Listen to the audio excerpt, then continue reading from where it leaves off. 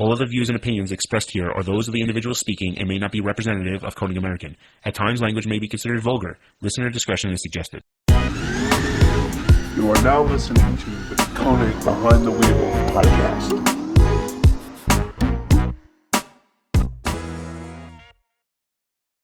All right, what's going on? I'm Scott from Konig. With me is Savanna Little and her boyfriend, Kevin. Hi. Racing wife, Kevin. What an intro. Thanks, No, Scott. well, listen, I just felt that I needed to introduce you as most people saw you. I think he's just jealous. Scott has always had a thing for me, so That's right. It's mutual, but, you know. It's Savannah's accurate. here, so. Right, I do joke, but like you guys are both, serious racers, and I've had the pleasure. Well, I first linked up with Savanna, and that's probably 2-3 years ago now, 4? or 4. Way to forget your anniversary. My anniversary? No. We're not going there. I'm not going to take wife shaming on this podcast. That won't happen. So we've been working together for a bunch of years now. Bunch of years. This way I can't get myself in trouble again. There you go. That's what I said. Actually, one of the first companies to come on board. Yeah. I started working with Injuku, and at the We time were, I you think, guys were working with Injuku. Yeah. And kind of just came in naturally that way, but you guys were like the second company that ever really believed in my program. So Yeah. thanks for that, Scott. Well, no, hey, listen, I You're the appreciate best. You're the best. I think my favorite part, and I don't want to sound inappropriate when I say this to you, but no, because I'm gonna be serious. great. No, I'm serious. This is like a super compliment, right? Is that we have the privilege of working with a lot of different female racers, right? And I'm not, and this has nothing to do with them, so I'm not saying that. But there's a lot of females now are starting to get into motorsport or are part of the motorsport community, and it's incredible because they don't get enough due respect, because a lot of these girls are way faster than guys will ever be. When you're a driver, you're a driver. We know, yeah, we know. That's why I introduced you as her boyfriend, Kevin. But and they raced on the same platform. This is not like, she destroys them. So anyhow, so what I'm I actually saying have more is, horsepower, just for the record. well, you did. Did. Okay. Well, Right. whatever. We'll get to that. So, but the one thing that you've always done from the beginning, and this is kind of what attracted us to your program, was that your program was always about being a racer first, and the fact that you happened to be a female was just who you were. It had nothing, like your program isn't designed about accentuating I'm a girl. I'm a racer first. This is what we do. It's about the cars. It's, whatever. And what's interesting even more about that is that you're a model. Yeah. It's hard. Trust me, it's hard to find a balance between the two, right? Because there's years where I've worked the booth era as your booth girl. Right. And then there's times where I'm like, man, for instance, the only reason I'm not working your booth this year is It's 'cause because you're I actually have too many meetings Right. and I'm trying to move up in the world and, Yeah. and couldn't juggle it anymore. Yeah. But it is difficult to balance those things because to some extent you have to use what makes you different, right? Right. Right. How many racers are here begging for money this year at SEMA? Every one of them. Every single one of them. Yeah. Right? So They've been you here have to all use week. what makes you different, Right. right? To an extent, but Right. I don't want that to be my claim to fame. I don't want that to be the reason why, like you said, companies support me or why anybody believes in my program. I want them to see that how driven I am, hopefully, Right. and how committed we are to delivering what we promise on and those kinds of things. And I want that to be why companies are attracted to my program, not Yeah. necessarily the girl power, girl card thing. Not that I don't use that to my benefit. I understand. Because of course I do. But like you said, I try to focus on being a racer first. I try to really use that, and we've tried to be a lot more honest with a lot of our content, which I think creates a trust with our fan base. Right. We're not out here trying to make racing look like sunshine and rainbows because it's not. Right. It's terrible. It's terrible a lot of the all time. But yeah, right. We're But living the it's dream, like- but the dream is a nightmare a It's lot. that necessary evil, right? Yeah, absolutely. Because when you love something so much, it's kind of like being a parent. I know that you're not there yet, but I am. I love I'm my sorry. kids, and there's nothing that I wouldn't do for them. But you know, when you don't sleep there, you know, at night, and when you get kicked in the stuff all night long, and I mean, it's, you know, there's a lot of unglamorous, but for the small percentage that is glamorous, it makes up for everything that's kind of the wrong with the situation, right? And it's funny you mentioned the transition with her too, because, you know, obviously It's a parenthood. Or you want No, to no, no, break no, it? no, no, no, no. This is a podcast No, exclusive. I was going Kevin, back. No, Kevin, the boyfriend, no, is about to tell us no. something. Please expect it. Yes. Have a food, baby. It's due anytime now. Right. But you know, the transition for her as a model, you know, Right. That's such a harder transition than just some girl who's come up motorsports, I think, because that's a you're good not point. taken as seriously because you Of know, what you were. Yeah, of what you were Yeah. before. You know, and okay, cool. You know, she did that. But before that, she was doing horse stuff and, you know, working on horse barns and stuff, and working her ass off. Yeah. But you know, the first time we were here with her car, Yep. and she was signing posters, I can't count the number of times where she's signing a poster with her next to it, with her name on the car, and somebody would be like, "Wait, do you drive that car? No, Yep. you don't drive Yep. that car. I don't believe you." She's Yep. like, "My car's Yep. right there. My name is on it," and they still don't believe it. So I think what's interesting, and just so people don't think that we're hypocritical, right? Because you said that you were our booth model for a few years. Yeah. What you should understand is that we were with working with Savanna for a few years before she was even ever our booth model. Yeah. Yeah. And the reason that I liked having Savanna as a booth model was because she was a car person. See, we get a ton of people that come through to our SEMA booth, and they come in and they're talking different things, and they want to. But you were able to. My favorite part, I remember this like super clear. It was the first time you worked at a show for us, and you're sitting at the booth and you're talking different things, and probably one of those. It probably segued from one of those poster type of things where, you know, you were in your driving suit and then signing the poster, and somebody started to say something about the car and in some capacity, and she like broke them down. Yeah.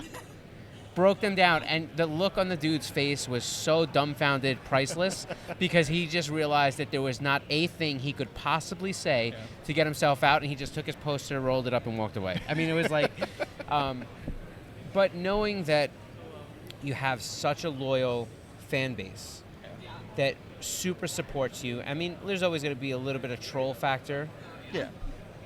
but knowing that you have such a loyal fan base that when you transitioned yourself. Because, all right, so when we first got connected with you, you probably had like 30,000 or something? I was like 7,000 or 8,000. Okay. I had started my But- Instagram, I think, like maybe about a year before you guys. Okay. This is an infuriating stat. I've had Instagram and been racing for like 10 years. Right. So I think I'm beautiful, and I think I'm marketable. But, you know, to see her growth, it's just it's crazy. It's Well, crazy. Yeah, because so she's, you know, there's some people that will have that it factor, and, Yeah. and Savanna kind of has that. Trying Because to say I don't have that? Yeah. So, but what's interesting is whatever following you had, you know, as a model, right? It pushed forward, but your content and the stuff that you put up seamlessly transitioned into being mostly car stuff. Yeah. And you not only didn't lose base because people weren't just there oogling at the pictures, they literally continued to grow at an astronomical rate. Yeah. Just because of the fact you were doing your thing. That doesn't mean that you didn't ever work in some model stuff, because you still do model a little bit. Yeah, I do. I try now, mostly because I'm working on getting into pro racing and working towards, you know, potentially working with manufacturers. Yeah. And it's a little political. I have flat out been turned down for jobs because people have seen pictures of me in bikinis on Instagram. Which is crazy. Yeah, Which we it's won't name names, crazy. but those are the same brands that, you know, have commercials with women in nothing.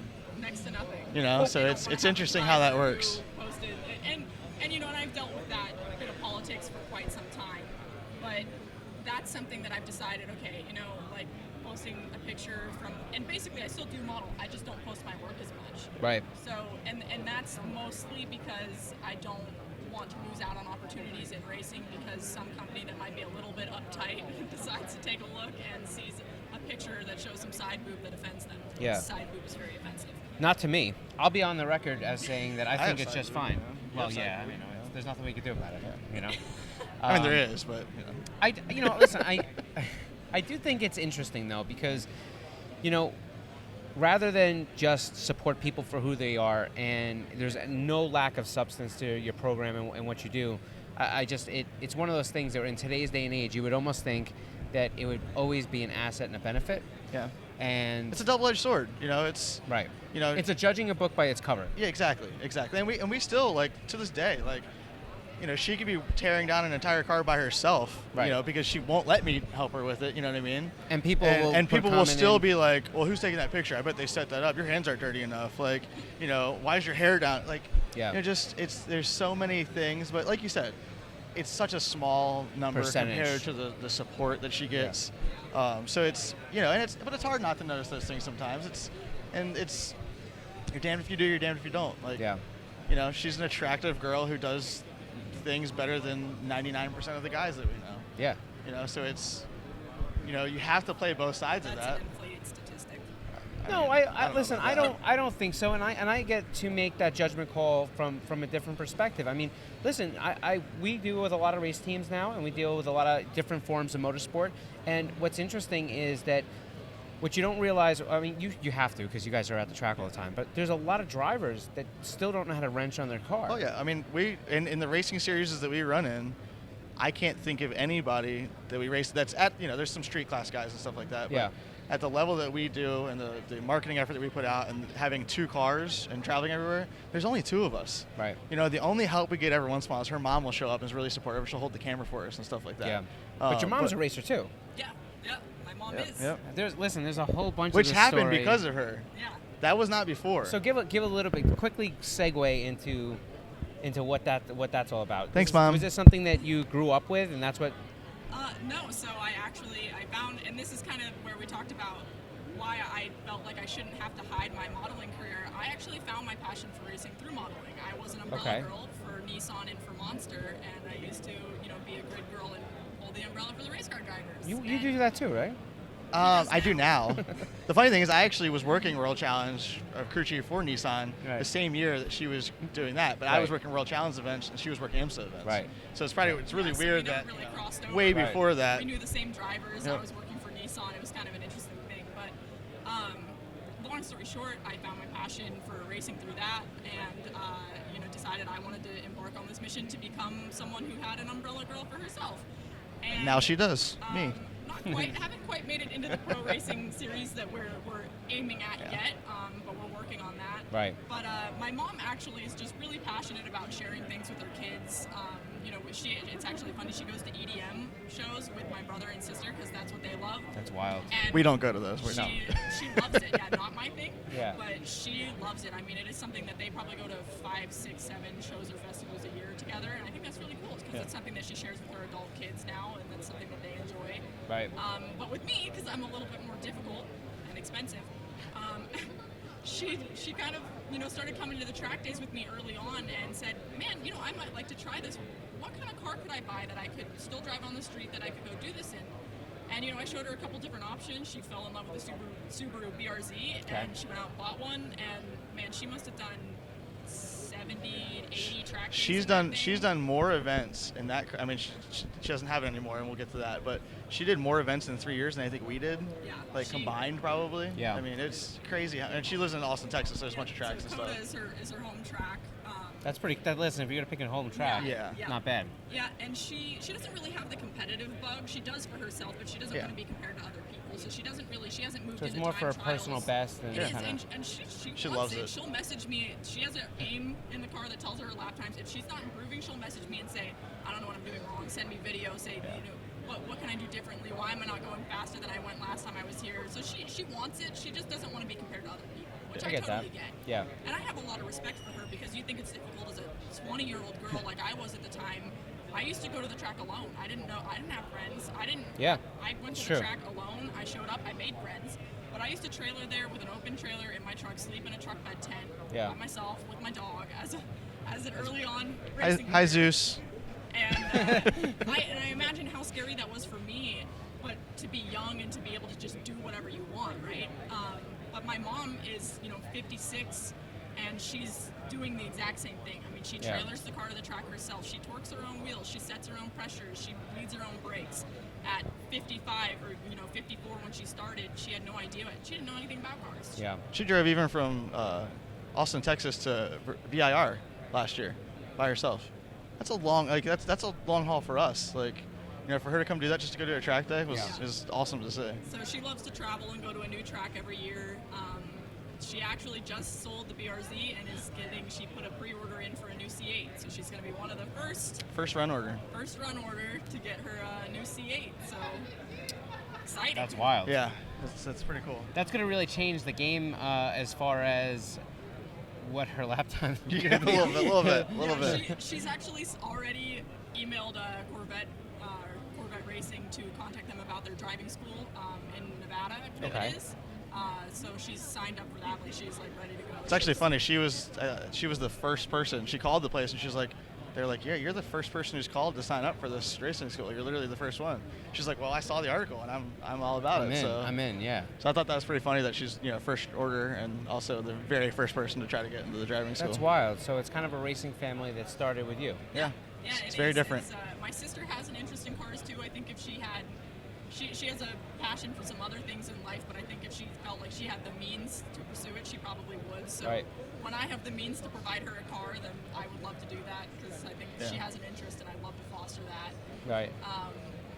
But yeah, I mean, my dad is the polar opposite. He you could show him a picture of a turbo and an alternator and he wouldn't know the difference. But he has very little interest in racing.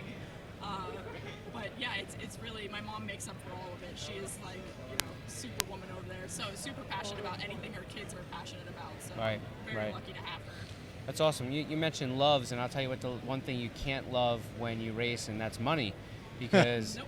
you can't make it or save any when you race. Yeah. So, and you guys, I know you guys work real hard. You've kind of put a lot of your personal life on the line to kind of further your racing efforts.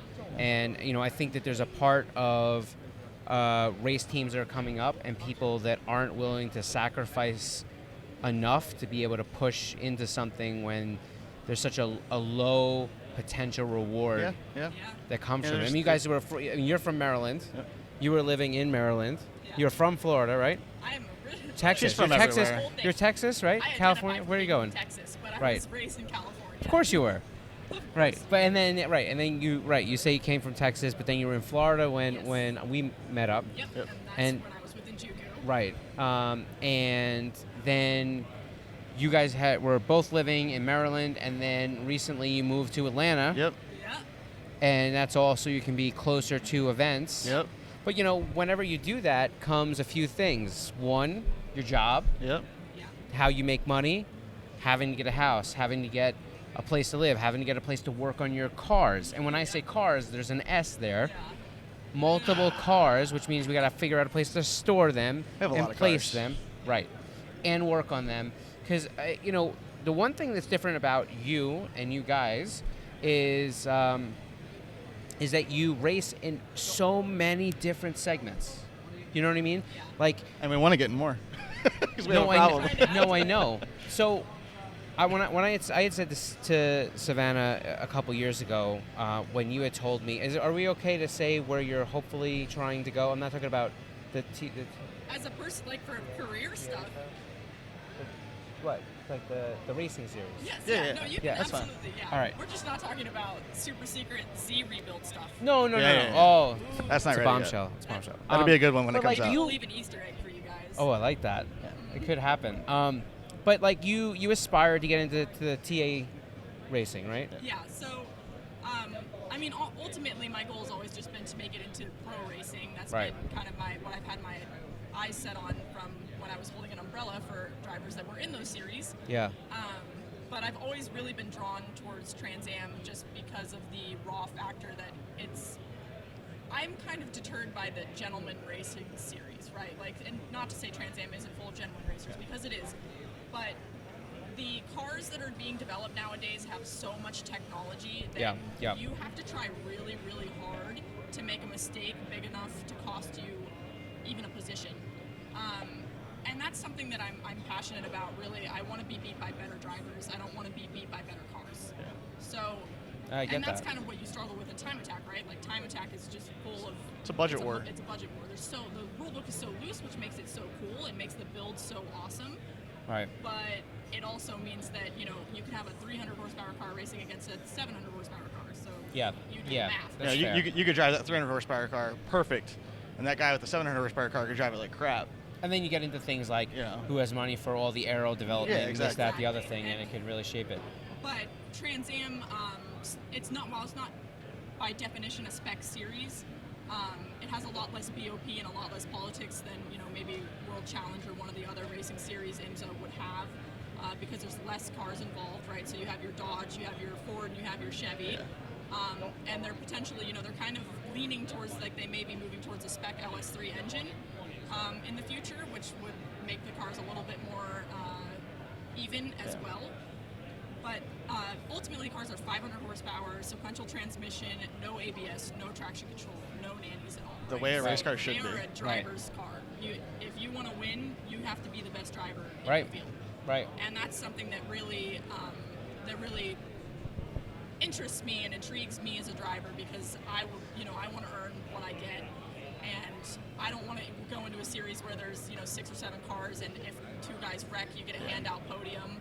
I'm not interested in necessarily earning my way through the ranks in pro racing by handouts. Which is going to make it harder. The TA2 class is 30 car fields of guys that, every single one of those guys could win a race. Yeah. And realistically, we don't expect to go win races. We don't expect a podium for years. You know what I mean? It's going to be a struggle. But the learning curve has to start somewhere. Yeah, you have to start somewhere. That's why she'll tell you that she built the Z that way. It's manual brakes. It's no ABS. There's no driver controls. Right. And that's something that she's learned a lot in a few years. I've been doing this for 9 years, I guess, now. Yeah. And she's faster than me. You go look at the data. Like, I almost killed myself at Road Atlanta trying to chase her into a braking zone. Yeah. I popped a tire. I locked him up so damn bad, and it's amazing to see how far she's come in such a short period of time. So I'm really excited to see how that translates in a proper series where the rule set, is a lot more even. And what's interesting is what you said about the Z, and the reason is because, and this is kind of where I was going with this whole story, is that everything you've done in every series you've raced and every kind of car that you've built, what people may not see on the surface is that it was all purposely done Yep. to be a stepping stone to the next level. Yeah, and that's something that, like I said, a lot of people, they just miss.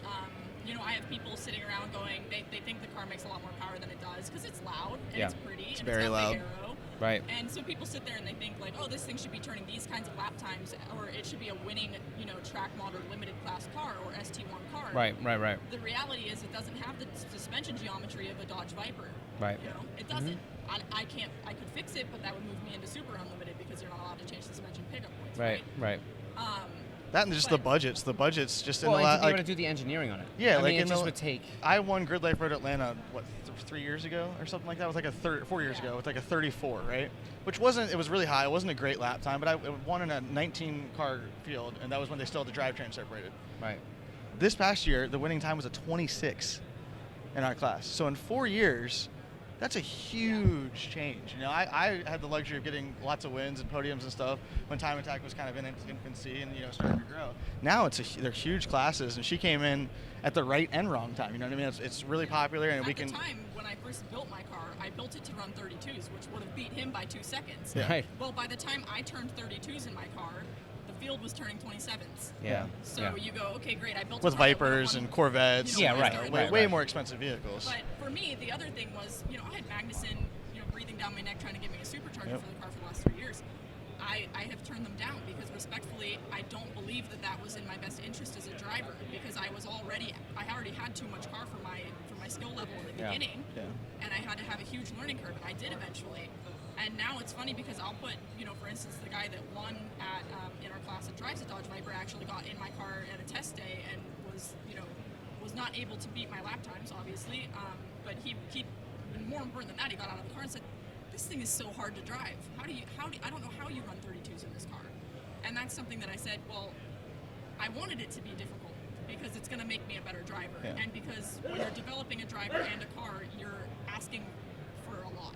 Right. You're asking for a lot. I wish we could put every hater in her car. Yeah, but in spite of that, don't you either. still have had this season. You still have had some podiums, and you still have had some success. So it's kind of a testament to the fact that the stepping stone thing here is kind of working, and there's proof in the pudding. And Absolutely. I think that's something to be said for when I do make my way into Trans Am or when I do make my way into pro racing that people are going to, a lot of these, even fellow drivers, are going to expect me to be a lot slower than I am. I understand. And I think that it's going to be a great feeling to be able to get in a series where it's about the drivers and not so much about the cars. And and for us, we understand some people might think a 15th or 16th place finish in Trans Am is, oh, she sucks, she finished 16th. I would love a 15th But you know how place finish. difficult it is to get mid-pack. In a 32 car field where the dispersity between first and 30th is only 5 seconds. Right. I'll take a 15th all day. Yeah. Exactly. All day. So, and that's something as a rookie driver that, realistically, I go in there hoping to win Rookie of the Year or something, which means, I'm not looking at winning a championship my first year. Just I'm be looking consistent. at more realistic things like Rookie of the Year or things, like Yeah. of that nature. And even that's going to be tough. And I mean, even, that's, even that would be extremely difficult to do because there's a lot of talent. And not just in Trans Am, but potentially anywhere else that I could end up with World Challenge or Right. other places. We're also, right now, I was announced as a nominee for Mazda for the Road to 24 shootout. I saw that. it's been a good which week. is really exciting. Been a good week. It's been a good week. It's been a good So week. we still have to earn our way into becoming a finalist in order Right. to actually be put in one of the cars at the shootout. So we're working on that. And there are some very, very fast drivers There's in that a lot of shootout. really talented, it's a talented field, so I'm gonna have to earn it if I get it, and so that's potentially another outlet. If you win the scholarship to move on to MX5 Cup, Yeah. that's potentially another route. But yeah, so kind of segueing back through this, what is your desired end goal, right? Like if you get to, let's say you get Trans Am racing, is there another step, or is that like, you know what, that's where I'm focused right now? So Really quick, because everyone's been asking, are you doing a signing here? yeah, I'm gonna do like a really quick one. afterwards. Yeah, Okay, yeah. and we were supposed to do it at 10, but nobody was here at 10, so we figured we'd start this. Yeah, absolutely. We actually have them signed. Yes. Thank you. Yeah, absolutely. Yeah, I'm sorry. I'm sure you're getting bothered. Yeah. Well, Scott said there was no signing, damn should it. Yeah, I mean, it wasn't my fault. I mean, I didn't. we can. We'll do it now. All right. Well, we'll try to wrap it up in a few minutes anyway, because I got to run all the way to Yellow Speed to. Yeah. Okay, so we're picking back up on answering. Do you want Yeah, to let's try go that ahead. question again? Or? Yeah, so kind of segueing back into that, if you do make it to TA2, if you do get into Trans Am racing, is that the end goal? Is that, if we get there and we're pro racers, is that where you hope to stop, or do you think that there is another end goal hope? So sustainability in pro racing is Well. more difficult than getting there. Yeah, actually. of course. So I'll be realistic because I am not a trust fund baby and because I am not a gentleman racer, and I have to earn my funding in order to pursue these kinds of things. The first step is getting there, right? So I look far ahead. I have dreams. The first goal is just to get there, and the second goal is to create a sustainable career there. The third goal is to move up through the ranks of pro racing. I mean, the sky's the limit, depending on how well I can market myself and how well I can produce results, and the opportunities that I can get. And I would really love to be able to say that I raced the Rolex 24. That's always been something that has really, really interested me. So that would be somewhere that I would love to end up someday. Even realistically, in the GTD class. Obviously, I don't come from prototypes, or I don't come from Formula cars. Yeah. I don't know. Maybe my career will take me that path someday. But right now, I realistically look at the top ranks of sports cars, and that's where I would like to end up. Okay. So yeah, I mean that's really to even DPI or something like that would be insane. But obviously, I don't really spend too much time understand. daydreaming about that right now. You're going to I need a new daydream- crew chief for DPI. That's above my pay Right. grade. Right. Yeah. No. Right now, I get that. daydream about mostly the 2-year goals, and for a little segue, the goal for the Z is to do Pikes Peak. So that's Understand. something that we're actively pursuing in I'm the like- near future. I think that's super cool. I mean, to watch you be able to do that would be just incredible. Well, hopefully I have cars that I can bring you along. I know. It's You're going with, TA2 right? is. I would like to. All right, let's do it. Yeah. TA2 is He's committed. a little out of our segment there. But yeah, I mean, you guys, anything you guys are on that we can be a part of, we would be. And we have to say, since I know we're wrapping up, there's certain sponsors that we've had over the years that, and I'm going to get all sappy now. That Sappy for me? Oh yeah, of course, No, man. it's not necessary. There's certain sponsors that, like, you know, no matter what they're giving you, it's the personal relationships that come from it, and you guys have just knocked it out of the park for you. I mean, I consider you guys family. I appreciate you know, that. and it's no matter what, no matter where we end up, like, No, you know, I we appreciate still, that. And it's awesome to be with you we'll guys. always be, whether we're on your cars or not, because you kind of transition to classes. As many cars as we have, there will always be some cars that we have on Konings. But it's always good to know that we were like just a tiny part of kind of being with you, kind of climbing through the ranks, right? I mean, honestly, obviously every sponsor plays a role in this. Yeah. Because I don't, like I said earlier, you know, I don't come from a trust fund. Yeah. I have to earn everything that I've got, and every sponsor along the way, big or small, has impacted all of that, and you guys have been a huge part of that for me. Well, I appreciate especially because you guys believed in me in the infancy of this program, when I was just some girl with, you know, a couple thousand followers and literally bone stock 350Z. I mean, at the time you guys came on board, it didn't. I don't even think it had a roll cage yet. Oh no, I don't think so. But we were right you know, before it had that. no wing, no arrow, no nothing. It was stock. It was still silver. I mean, you guys came on board, and that was something that, you know, we've grown together. And that was something you expressed to me in the beginning. You told me early on. You said, "Don't sign this contract unless you plan on, you know, doing creating this a long relationship term." here, Yeah. because that's what we're interested in, and that's what we've built. Yeah, no, it's for sure, and you know, and it's true. But like, you know, watching the car come along, watching you kind of develop. I mean, when I first saw what you were doing, I looked at the stuff you were doing, how you were trailering by yourself, and you were out there, and like, so what you encompassed even early on, and even it had always stayed at that level, was you encompassed every racer that pounds the pavement, trying to do anything that they can, right? To do anything they can. But that's one of the parts that I think I love the most about you guys, is that, like, this is your dream, this is where you want to be, and this is the love that you have of it, and you just, like, you don't let things stop you. It just always is, well, then this has got to change so that we can get racing to be first. You sleep in your trailers. You go check out their Instagrams. Nick loves when I do this. He'll put it right about here. And you know, check out your Instagrams and different things like that. You can see them sleeping in trailers and kind of. And that's why we talk about those things, because, you know, racing, like we said earlier, you know, racing is not glamorous. It's not glamorous. You know, there's a lot of people that want to make it look like it's this great, easy thing to do, and it's not. It's not. And we want to bring everybody along the ride with us. You know what I mean? And I think that's why she has the following. I think that's why people are so receptive to what we do, because we don't BS. You know, if we have a bad day, you know about it. You know every detail of every single thing that we do. And I think that it makes other people learn, and we learn with it too. You know, that's part of it. So the last thing I want to do before we wrap up, and because we just talked about hard work, and there's another thing you guys are doing that's hard work, which is Apex Garage. You're starting to develop content. You've been starting. What I mean is, more than a year or so of that kind of starting. So they're starting to put out more content on YouTube, I guess, like we're doing. God, YouTube sucks. I hate YouTube. So, but they're putting out a lot of content, and it's very, very covers Savanna's racing, a lot of in-car stuff, kind of shows you what they go through behind the scenes, different things. But in addition, you're putting up a lot of technical information about racing, and I'll give you the one I know where this is story. Going. I know where this is exactly going. Where this is going. So I put this year I did a ton. You've probably seen this on one of our podcasts, but I did a ton of suspension things to my car. And it was the first time I had done everything at one time. I'm usually one of those guys. I take one piece apart.